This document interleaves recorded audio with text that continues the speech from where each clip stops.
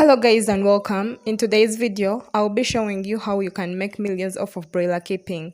Now, from what we all know is that broilers are not as profitable as layers when you compare them at both large and small scale. This may be because broilers are kept for a very short while and then sold off at a very low price compared to layers. And on top of that, broilers tend to consume a lot as compared to layers, making the broiler business a bit less profitable, given the fact that broiler feeds are costly compared to layers feeds. Layers that most people prefer takes an upper hand because they simply lay eggs for years and can be sold, and the capital investment got back within a short period of time as compared to broilers.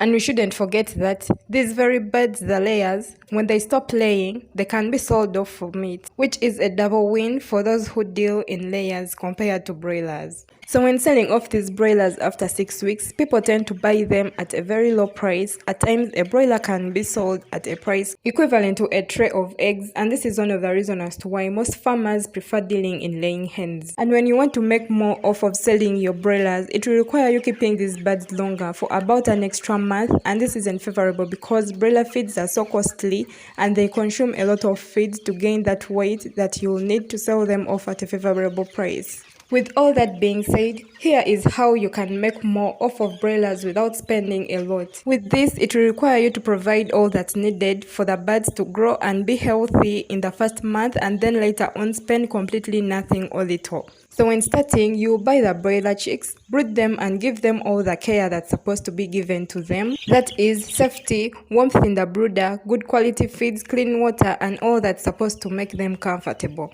Be sure to also vaccinate your broilers against viral diseases such as Gomboro and Newcastle disease within the first 4 weeks. And on top of all that, provide them with antibiotics, minerals, and multivitamins to ensure proper growth in their first stages of their lives. This will boost their immunity and their overall health.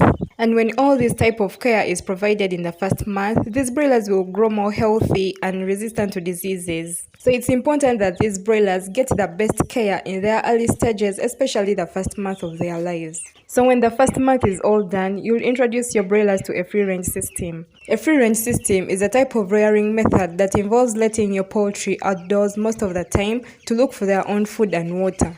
But for the case of these broilers you free range, you will gradually start providing them leftovers, while they free range to eat other things like green leaves, worms, and bugs. Feeding your free-range broilers mainly on leftovers will make them gain a lot of weight very quickly. With that, you will be able to sell them off at a price higher compared to those raised indoors for 6 weeks. And while free-ranging, you have to make sure that your birds are safe from predators, poisonous plants, and thieves. With free-ranging, these broilers will be easier and cheaper to maintain and kept longer to gain more weight suitable to be sold at a higher price compared to those broilers sold off at 6 weeks.